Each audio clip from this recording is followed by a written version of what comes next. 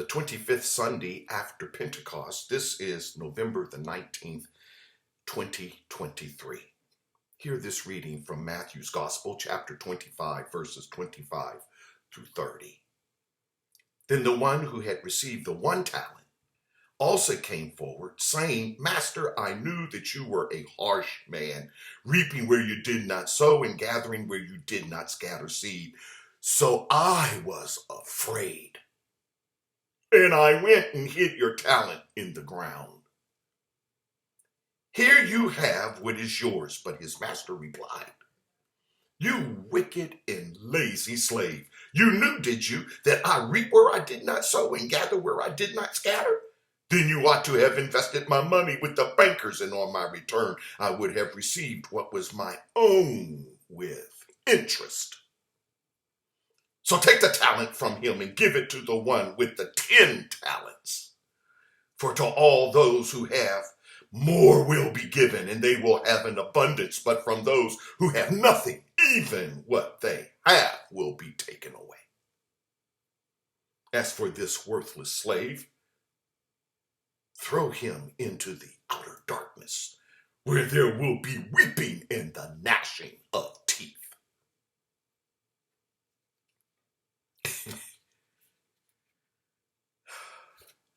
Jesus in these parables,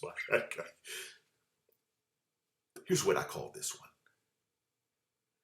Why did you give me all this money, Lord? I recall watching a movie on the channel that specializes in the history of film, or, to use the term I prefer, the history of motion pictures. It was about a man possessing large holdings in the antebellum South.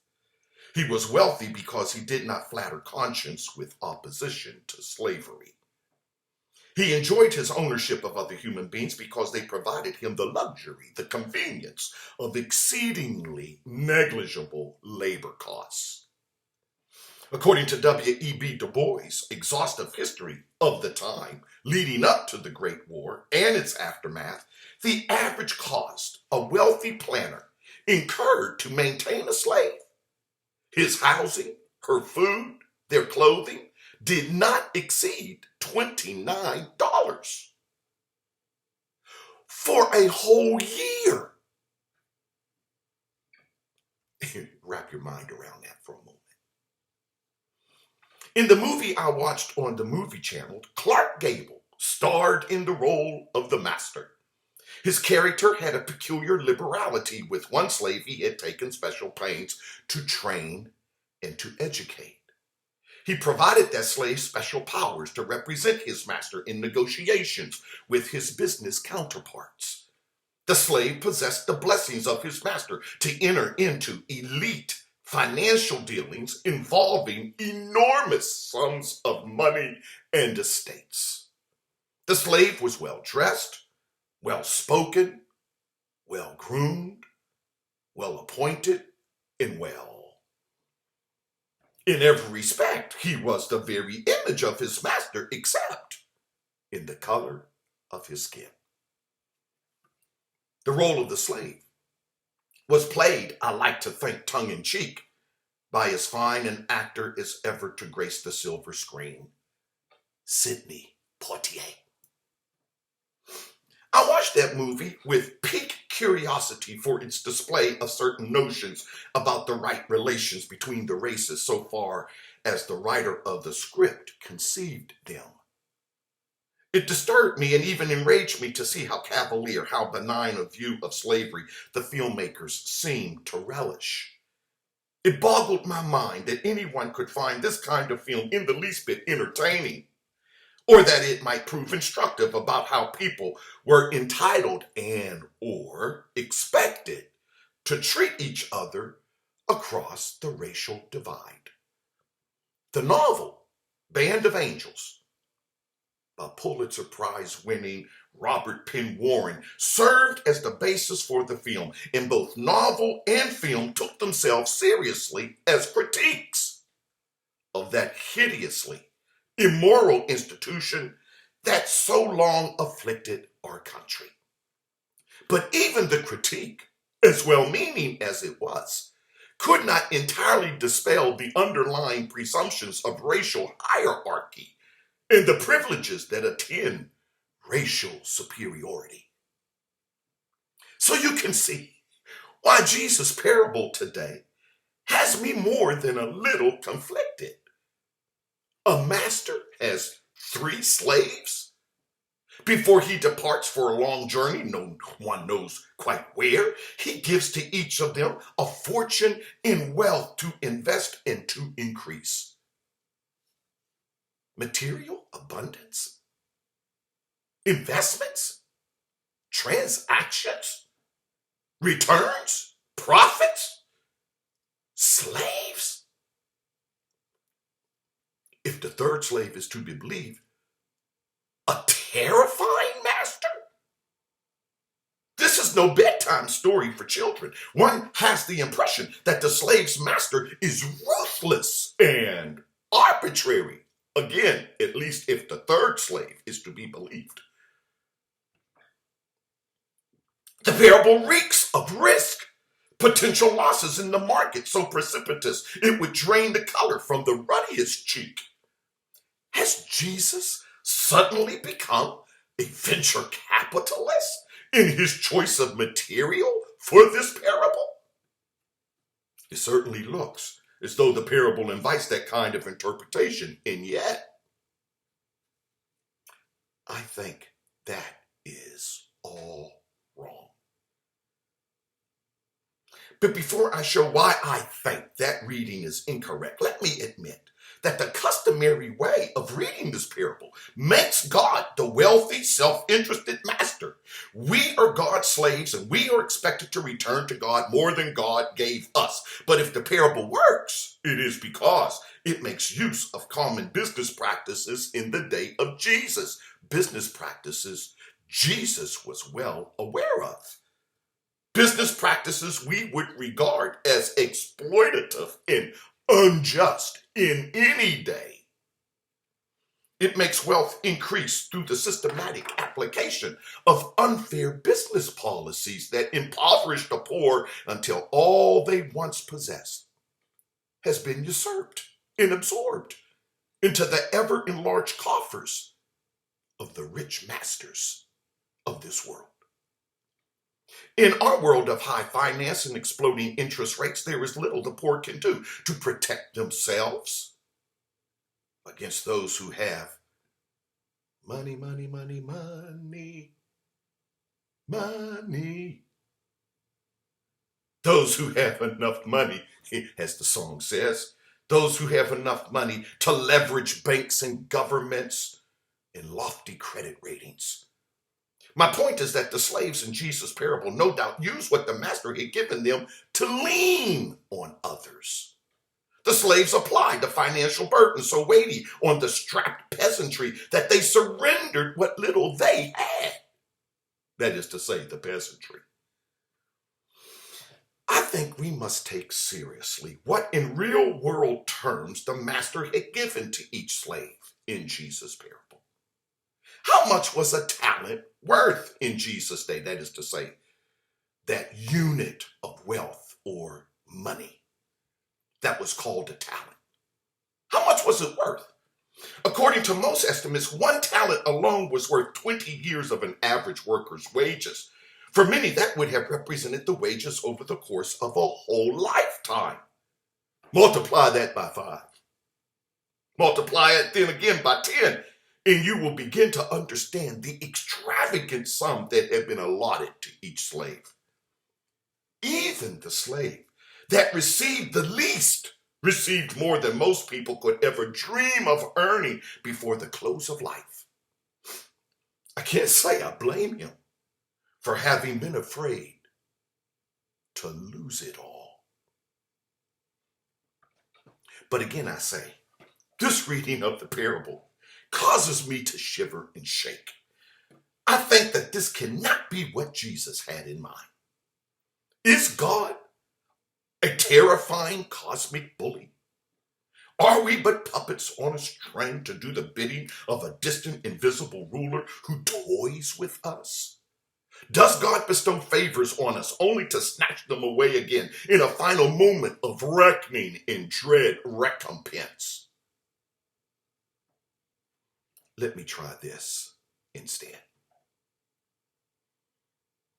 Each of us is born into the world with certain predispositions, aptitudes, faculties, and dare I say it, felicities. Each of us has been equipped with instincts for survival. But more than that, we have been resourced with ambitions, yearnings, and drive. The world into which we are born receives us and acts upon us. It nurtures us and calls us into the adventure of growth in the gradual unfolding of our inner capacities, our gifts, and our graces. But as these are revealed to us over time, we discover our abilities to act upon the world in turn, to change it, to transform it in accord with our will. It is as though some secret covenant had been struck between the world and us. The world does not dominate us. It does not compel obedience as though we were slaves. The world is our home, our solace, and our sanctuary. Without the world, human life is altogether unthinkable, inconceivable. It is the whole theater of our action, our movement, our thrust and parry, our flourishing with jump and joy. What we are describing here, in brief, is the miracle and the wonder of life. Its amplitude, its plenty, its ever self-enshrining possibilities. The author of life, the creator and sustainer of life, no one has ever seen. But we have this precognitive sense of the presence of our source and origin, even if from afar we know not where. And I am convinced in my supposition, strike that, I am convinced in my faith that I have the life I have so long enjoyed for something more than simply passing through. I think rather that I am supposed to do something meaningful with the life I have been granted.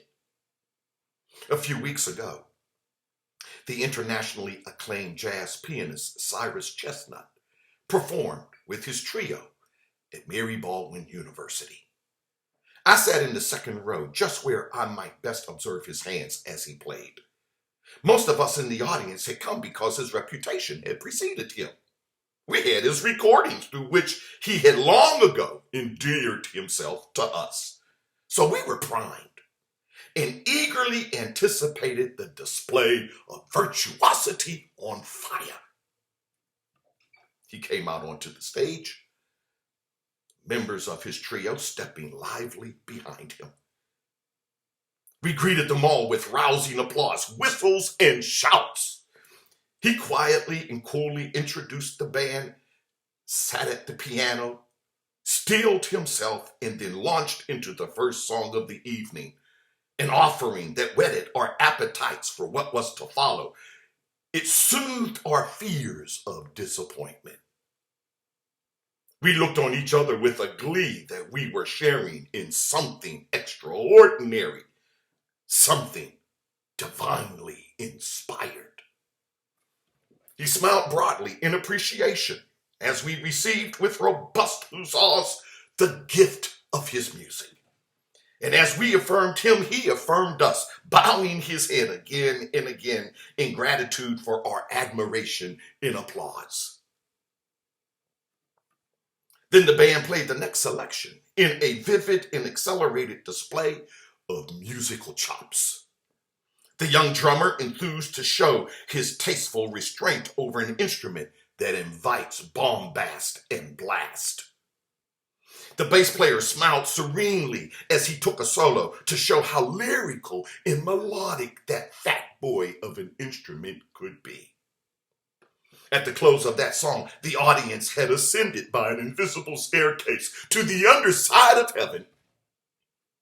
But then a calm, fell over the entire room as Cyrus Chestnut began to play softly and unaccompanied, a piece from a vast repertoire of song and tune, hymn and spiritual.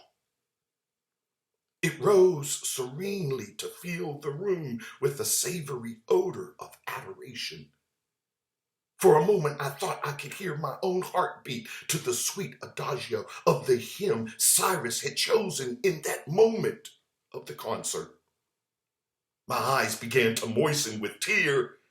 I leaned forward the better to hear, the better to draw near to something so sublime. As he struck the last note, he held the key with his finger before imperceptibly lifting it and holding it in midair. The room was silent and did not dare to shout. And then I could not help myself. I knew that Cyrus had just played a prayer for God to hear, and I said the only thing I knew in that moment to be altogether appropriate.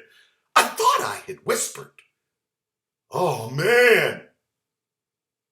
But then someone a row or two behind me acknowledged just how right that was with a quick "ha-ha!" followed by the crowd in unison exulting, "Yes!"